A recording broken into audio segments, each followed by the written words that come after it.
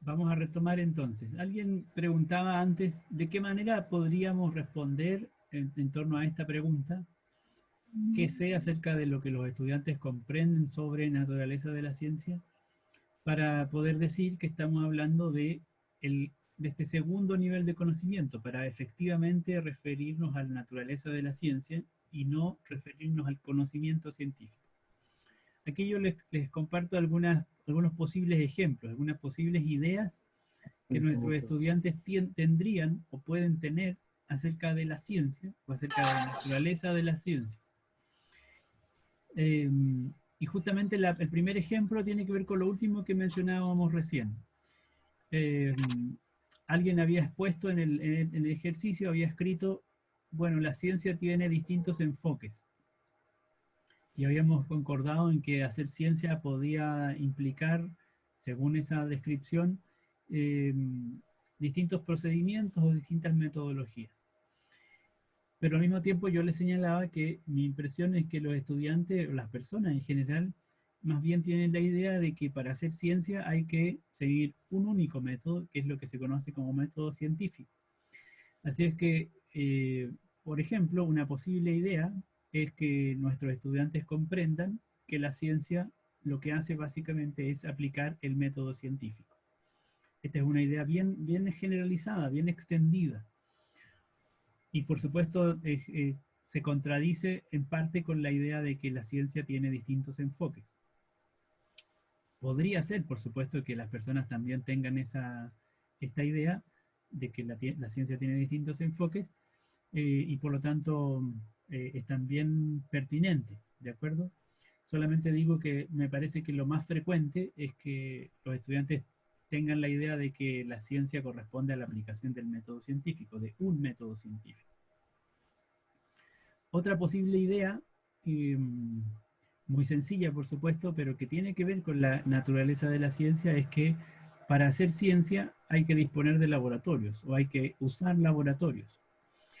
Y esta noción, esta idea de la ciencia como una práctica que ocurre en los laboratorios está asociada a una serie de representaciones o de ideas que implican algunos sesgos bien importantes y que también, por supuesto, tienen que ver con la práctica científica.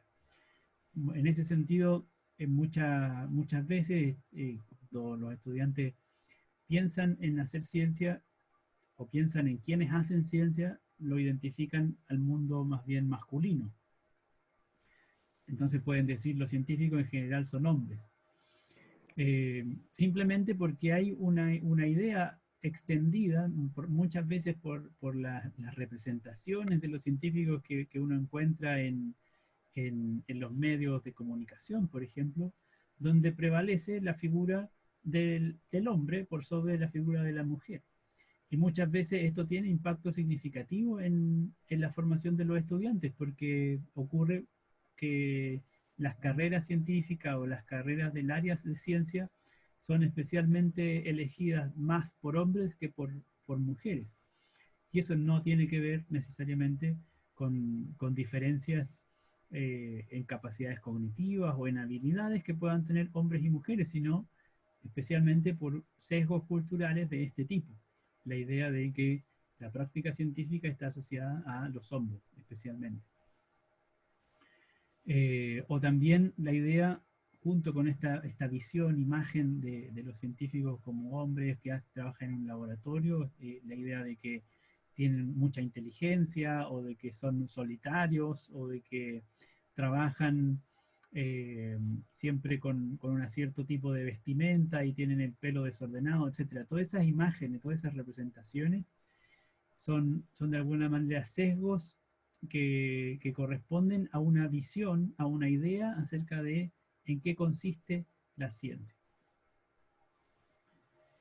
En ese sentido, estos posibles ejemplos de alguna manera son justamente elementos a tener en consideración cuando lo que nosotros queremos hacer es promover una enseñanza de la ciencia que también incorpore una visión crítica acerca de cómo se hace ciencia, en qué consiste hacer ciencia. Y por ello entonces que nos hacemos estas preguntas, en la medida en que esperamos ir desarrollando nuestro conocimiento pedagógico del contenido sobre la naturaleza de la ciencia.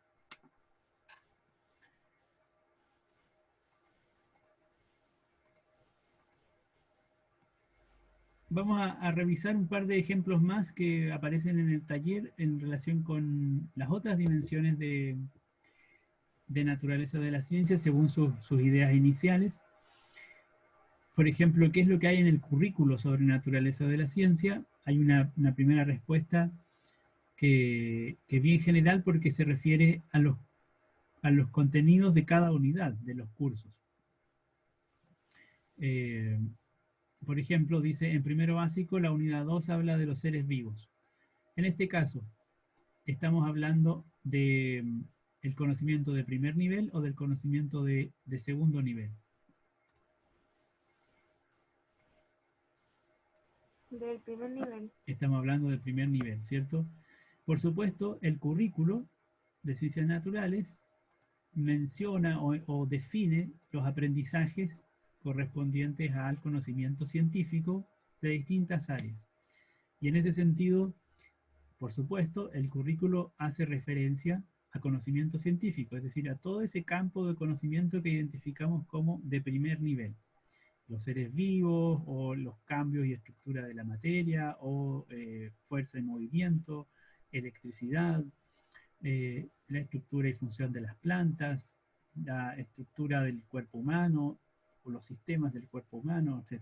Todo ese campo de conocimiento que está declarado en el currículo y que son parte de los objetivos de aprendizaje, corresponden al conocimiento de primer nivel que llamamos conocimiento científico.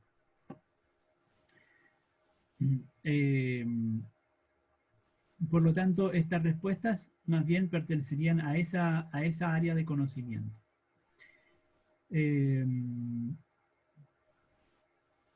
Lo mismo en este segundo ejemplo, también podríamos decir estas menciones acerca de actividad humana y medio ambiente, importancia de las plantas, son en general áreas de conocimiento de primer nivel, es decir, conocimiento científico que están explícitamente señalados en el currículo. Se fijan que todas estas respuestas apuntan más bien a un primer nivel de conocimiento. Todas se refieren al conocimiento científico y no están haciendo mención de lo que el currículo dice acerca de la naturaleza de la ciencia. Profe, ¿me escucha? Sí, le escucho. Ya, mire, lo que pasa es que yo coloqué, a ver, la segunda que aparece ahí. Pero más que nada era porque en el currículum no hay como lo digo, no hay como una manera general de abarcar naturaleza de la ciencia, porque prácticamente lo es todo. Entonces, por eso yo coloqué unidades. En este caso elegí esas dos porque tienen que ver con el medio ambiente y la importancia de las plantas, que es uno de las cosas que tiene que ver la naturaleza de la ciencia. O sea, no sé si me entiende, pero eso. Por eso coloqué eso. Sí, de acuerdo. Yo entiendo el punto. Lo que sí les quiero pedir es que empecemos a hacer la distinción ahora entre ese primer nivel de conocimiento, que es todo lo que usted dice que aparece en el currículo, y este segundo nivel de conocimiento, que es el conocimiento acerca de la naturaleza de la ciencia, que no es lo mismo que el conocimiento de las ciencias naturales. Fíjense que es un cambio de palabras nomás, pero son conceptos bien distintos. Entonces, por ejemplo, podríamos perfectamente bien enseñar ciencias naturales y por lo tanto darle cobertura a todas estas unidades que están aquí descritas, de todos los niveles, y los estudiantes podrían aprender acerca de las características de los seres vivos, la estructura y función de las plantas, podrían aprender acerca de las características de los materiales y de las transformaciones de los distintos estados de la materia, podrían aprender acerca del movimiento, podrían aprender acerca de la electricidad, podrían aprender todo ese cuerpo de conocimiento, y sin embargo no aprender acerca de en qué consiste el conocimiento científico, cómo se produce y qué características tiene. Por eso hay un segundo nivel de conocimiento que es necesario visibilizar. Y el currículo en ese sentido no es muy explícito, digamos. Aparece la mención de la naturaleza de la ciencia como una orientación o como un énfasis curricular. no está explícitamente señalado como objetivos de aprendizaje. Lo que sí está señalado como objetivos de aprendizaje son el desarrollo de habilidades científicas, pero no necesariamente las preguntas acerca de la naturaleza de la ciencia. Sin embargo, sí aparece en el currículo una mención o una orientación a modo de énfasis que tenemos que considerar al momento de enseñar ciencias. Veamos la otra dimensión, que sea acerca de cómo evaluar el aprendizaje sobre la naturaleza de la ciencia. Bueno, nuevamente vamos a ver aquí probablemente algunos ejemplos que apuntan a cómo evaluar el dominio de conocimiento científico, y no necesariamente el dominio de el conocimiento acerca de la naturaleza de la ciencia.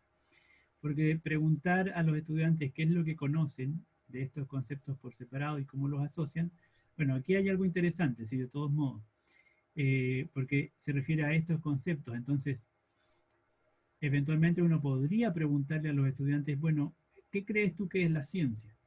¿Cómo crees tú que se produce, que los científicos trabajan? ¿De dónde viene el conocimiento acerca de las plantas? Preguntas que justamente podrían servir para que los estudiantes expresen sus ideas respecto de la naturaleza de la ciencia y no acerca de los fenómenos o de la naturaleza en sí misma.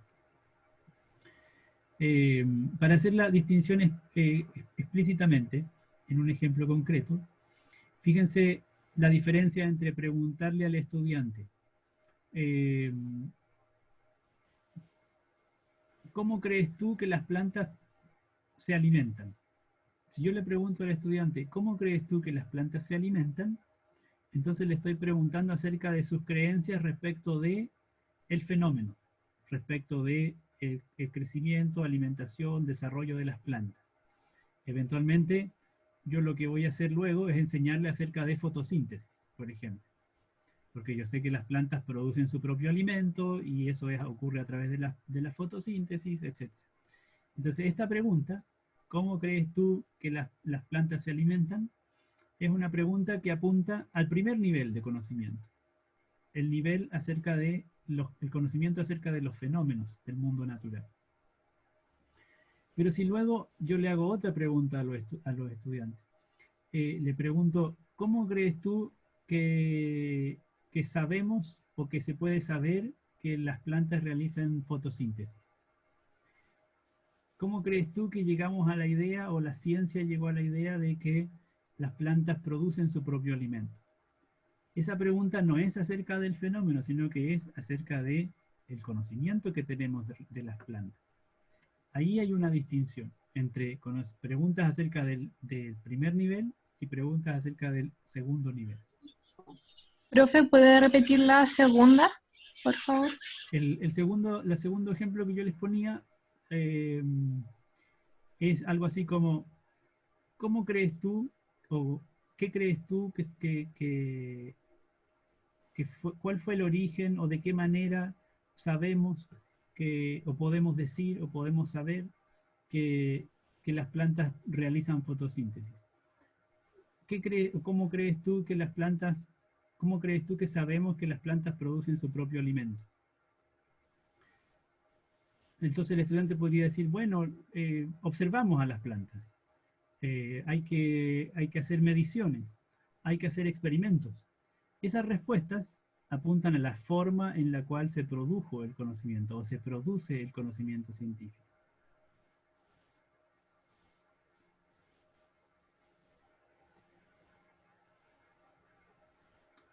Otra idea acerca de cómo evaluar el aprendizaje sobre la naturaleza de la ciencia señala aquí trabajos autónomos sencillos en donde ellos puedan investigar en sus casas junto a sus familias. Mi impresión es que esta idea apunta a que los estudiantes se aproximen a la producción de, digamos, al desarrollo de actividades prácticas asociadas al desarrollo de habilidades científicas. Es más difícil imaginar o difícil suponer que en un trabajo autónomo y especialmente desde la casa, con la familia, los estudiantes puedan desarrollar preguntas o desarrollar ideas en torno a cómo se produce conocimiento científico. Por lo tanto, preguntas acerca de la naturaleza de la ciencia. Lo que sí Profe, podríamos hacer es justamente tomar ejemplos de investigaciones como estas que se señalan y luego hacernos la pregunta de ¿por qué hicimos aquello? ¿Por qué, por ejemplo, por qué registraste la altura de la planta de poroto durante 2 semanas? ¿Para qué hiciste ese registro? ¿Qué querías saber con eso? Cuando nos hacemos ese tipo de preguntas, entonces de nuevo estamos poniendo el foco en la forma en la cual producimos conocimiento.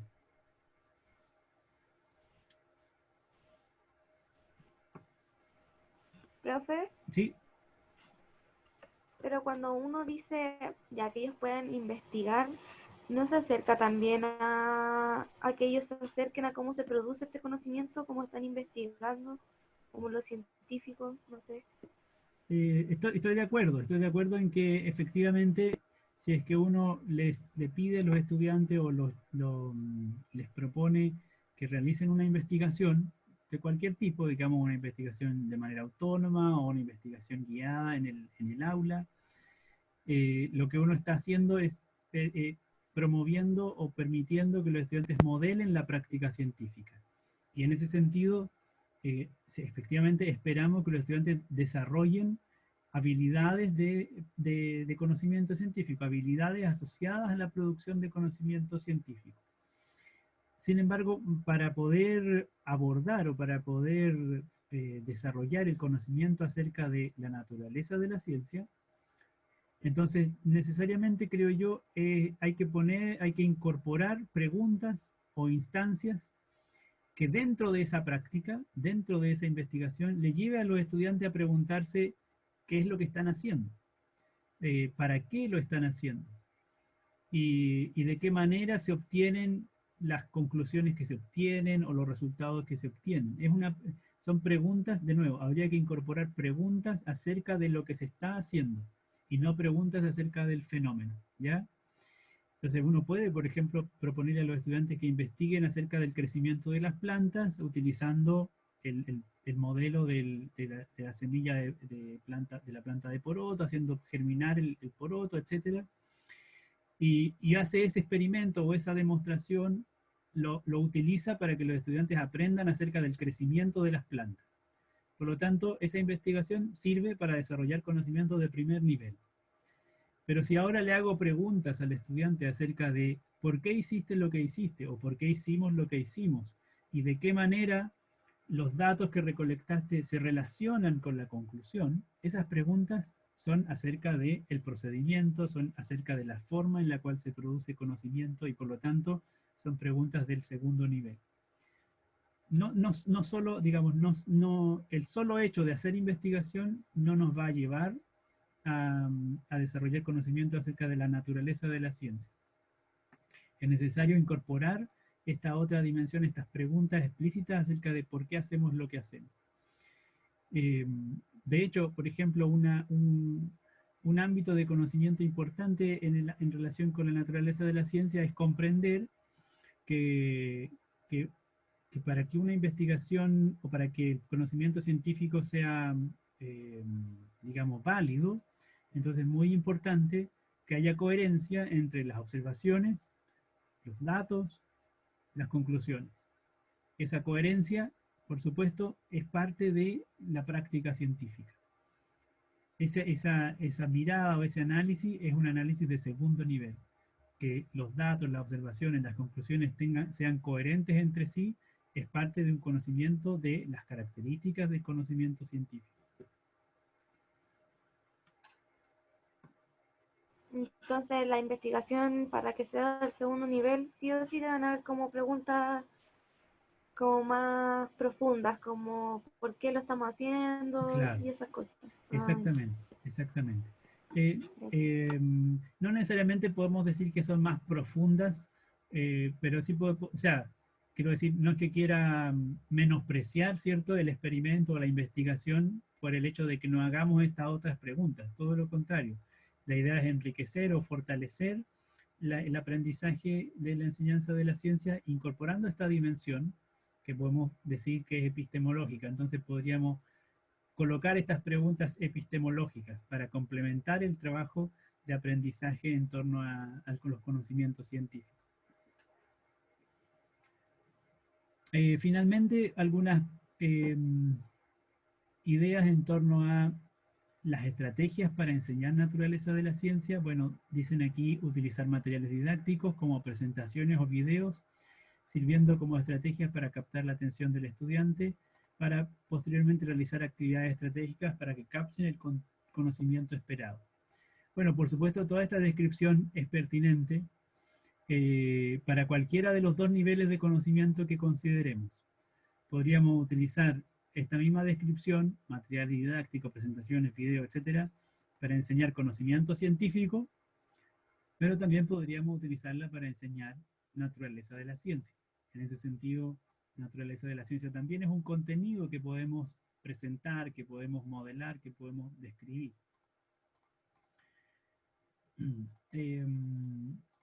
Hacer actividades recreativas y así los estudiantes generan su propia investigación acerca del contenido que se está dando. Bueno, esto se parece a lo anterior en cuanto a las investigaciones. El contenido, por supuesto, puede ser contenido científico, contenido de primer nivel, o puede ser contenido de segundo nivel.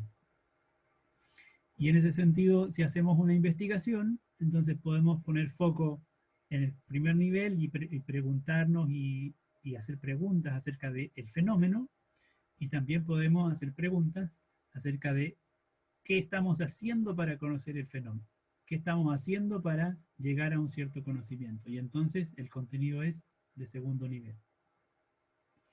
A continuación vamos justamente a hacer un taller que yo considero que es una actividad, no sé si recreativa, pero por lo menos atractiva, interesante, dinámica, en la cual mediante un ejercicio de simulación de una investigación vamos a tratar de dilucidar algunas características de la actividad científica, es decir, conocimiento acerca de la naturaleza de la ciencia.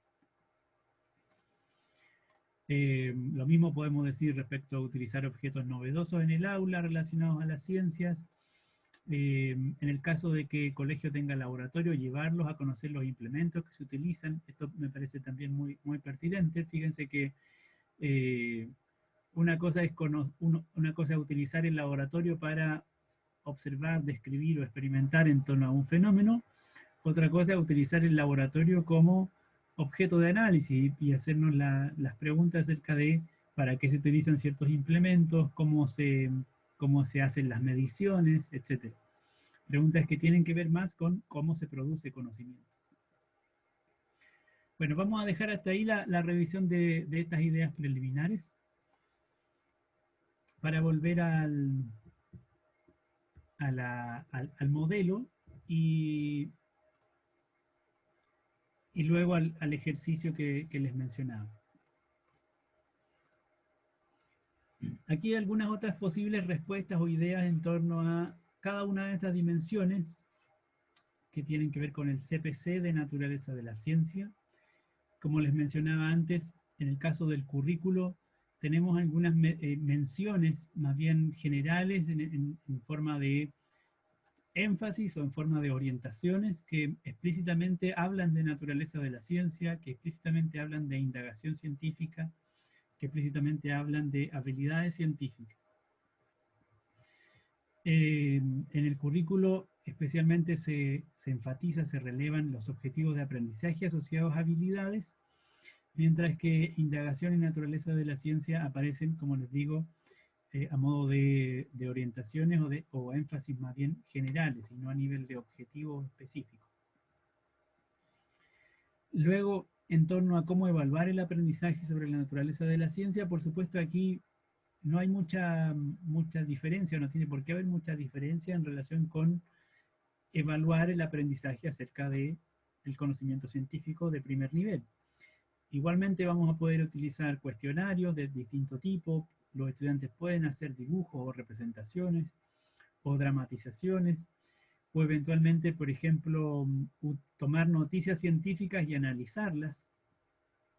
Y una noticia científica uno puede analizarla desde los dos niveles. Uno puede analizar el conocimiento científico que está detrás de la noticia, los fenómenos, digamos, que están asociados a esa noticia, y también puede analizar o problematizar qué es lo que está ocurriendo con la práctica científica asociada a esa noticia en particular. Profe, Sí, ¿los dibujos que dice acá serían solamente para el primer nivel o para el segundo también? yo creo que también podemos incorporar el uso de dibujos o representaciones para evaluar nuestra comprensión acerca de la naturaleza de la ciencia. Eh, el, el ejemplo más típico que se utiliza muchas veces justamente para que los estudiantes manifiesten o expresen sus representaciones de en qué consiste hacer ciencia o quiénes hacen ciencia. Eh, Hay justamente algunos estudios que a partir de dibujos que los estudiantes hacen, del tipo, por ejemplo, haz un dibujo eh, de un grupo de científicos realizando una investigación. Entonces los estudiantes hacen su representación y esa representación nos sirve para reconocer en qué se imaginan ellos que consiste hacer ciencia. Y muchas veces en ese tipo de evidencia uno encuentra que los personajes que aparecen dibujados son todos hombres, son todos, tienen, qué sé yo, lentes, y utilizan una bata blanca. En ese sentido, esos dibujos nos sirven para reconocer cuáles son las ideas que los estudiantes tienen sobre en qué consiste hacer ciencia. Pero por supuesto también podemos utilizar esos dibujos para pedirles que hagan sus representaciones respecto de los fenómenos, y entonces preguntarle, por ejemplo, ¿cómo crees eh, que, que, que está organizado el sistema solar? Y entonces hacen un dibujo del sistema solar. Esas ideas o esas representaciones tienen que ver con el conocimiento de primer nivel, conocimiento de los fenómenos naturales. Sí, es que se me ocurría cómo podían hacer en el primero, pero no se me ocurría cómo Ah, lo ya. podrían hacer en el segundo. Ujú. Bueno, el ejemplo que le doy yo creo que es lo más típico. Habría que sentarse a pensar con más detención que otro tipo de instrumento, de ítem, digamos, de reactivo podría servir para que mediante un dibujo los estudiantes manifestaran algunas creencias o algunas ideas acerca de la naturaleza de la ciencia. Y por último, en torno a estrategias, también aquí, digamos, uno puede encontrar estrategias que son transversales, que las podemos utilizar tanto para enseñar conocimiento científico, es decir, conocimiento de primer nivel, como analizar características del conocimiento científico, es decir, conocimiento acerca de la naturaleza de la ciencia. Así, por ejemplo, el uso de la historia de la ciencia puede ser muy fructífera, muy útil para ir reconociendo de qué manera se produce conocimiento. O el simular una práctica científica, o como habíamos mencionado antes, el realizar investigación escolar o indagación escolar, en la medida en que estas estrategias incorporen este nivel de análisis epistemológico en el cual incorporamos análisis o preguntas respecto de lo que hacemos y respecto de por qué hacemos lo que hacemos. Y finalmente también, así como podemos utilizar la problematización de noticias científicas para evaluar, por supuesto también la podemos utilizar para enseñar como estrategia instruccional. ¿Algún otro comentario o pregunta sobre estos ejemplos por ahora?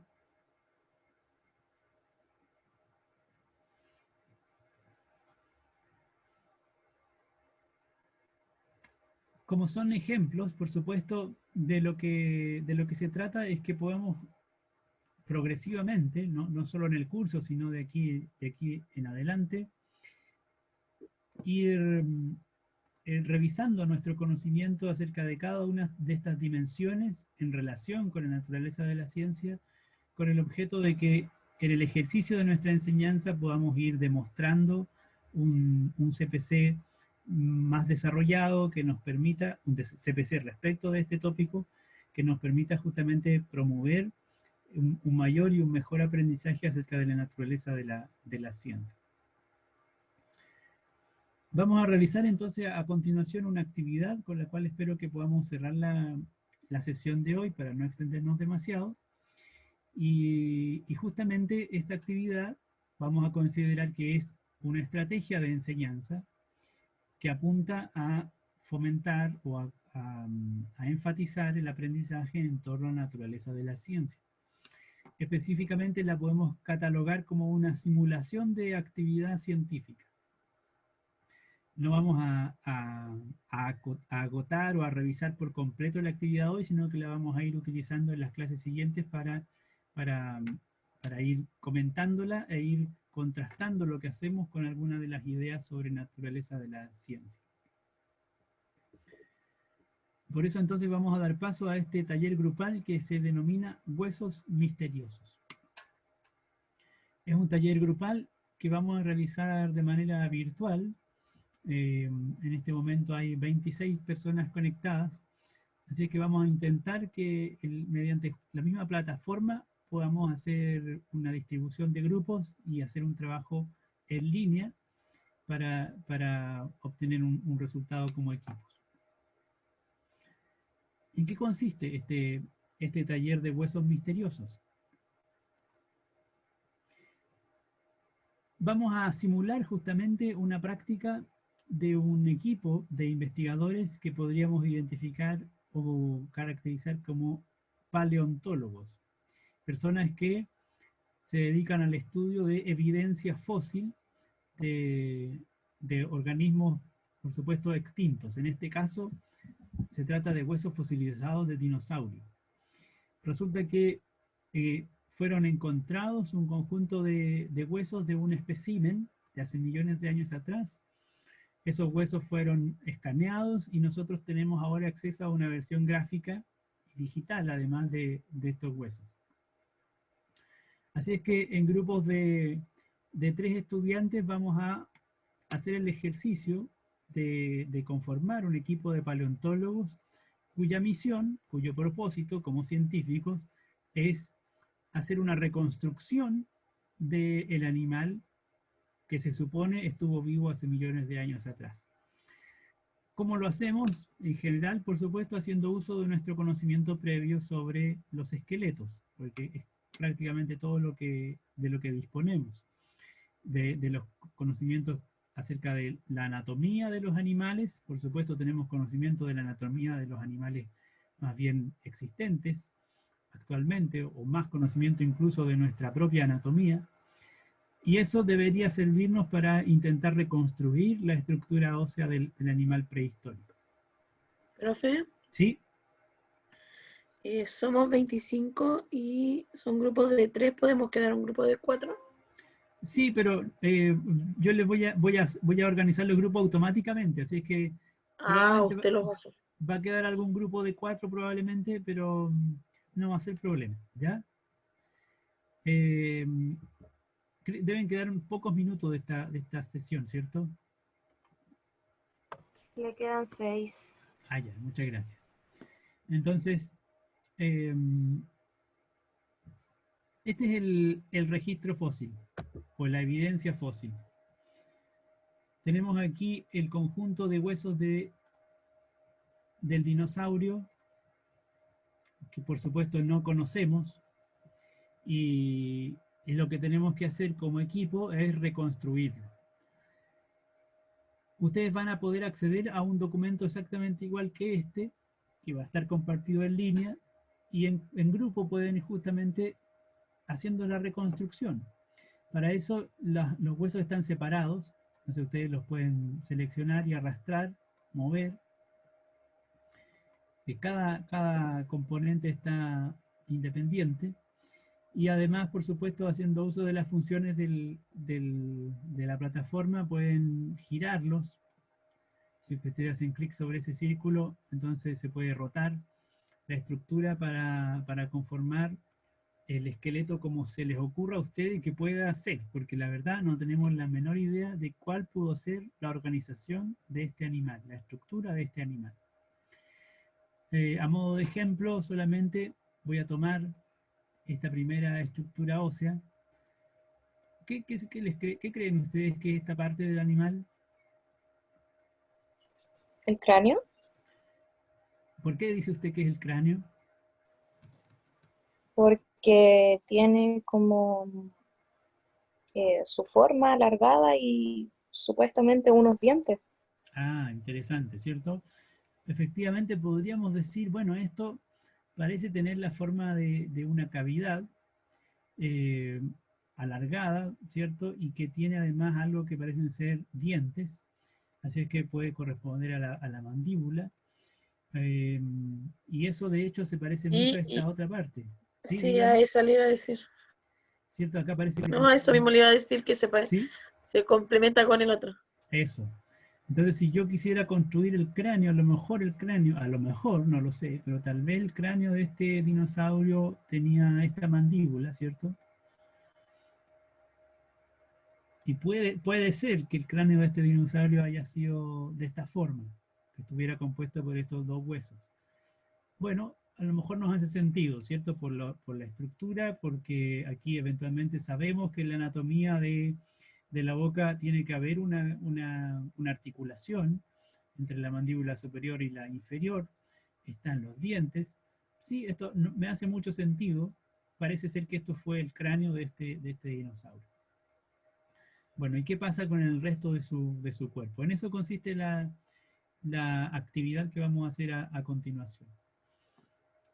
¿Alguna pregunta? Profe, ¿y se Sí. entrega al tiro o es para la mañana? Les voy a pedir que le destinemos solo 15 minutos a la actividad y luego de los 15 minutos vamos a cerrar el ejercicio y lo comentamos en la próxima sesión, ¿ya? Prefiero que lo hagamos ahora en línea para que aprovechemos la oportunidad de hacer el trabajo en grupo efectivamente. Como nos quedan pocos minutos de la sesión, déjenme, vamos a volver a conectarnos para poder hacer los grupos y entonces no tener problemas con la interrupción. Para poder acceder al trabajo grupal, digamos, cada equipo va a poder ir al aula virtual y en el aula virtual pueden encontrar ustedes en la fecha de hoy, 2 de septiembre, enlaces para, hay 10 grupos, vamos a hacer seguramente 8 grupos solamente, entonces el grupo 1 se va a ir al archivo del grupo 1 y así sucesivamente. Pero antes de esa parte, entonces les pido que nos desconectemos un minuto y vamos a retomar la actividad de inmediato armando los grupos de discusión, o sea, los grupos de trabajo. ¿Les parece? Sí, profe. ¿Ya? ¿Hay algunos chats? Déjenme revisar los chats antes de que Sí, cierre la profe. sesión. No hay, este es un taller formativo, no es un taller con nota, así es que si tienen que evadirse, como dice aquí una compañera que no puede quedarse, bueno, no hay problema. Nos conectamos en 2 minutos para armar los grupos y realizar el trabajo. ¿Ya? Muchas gracias.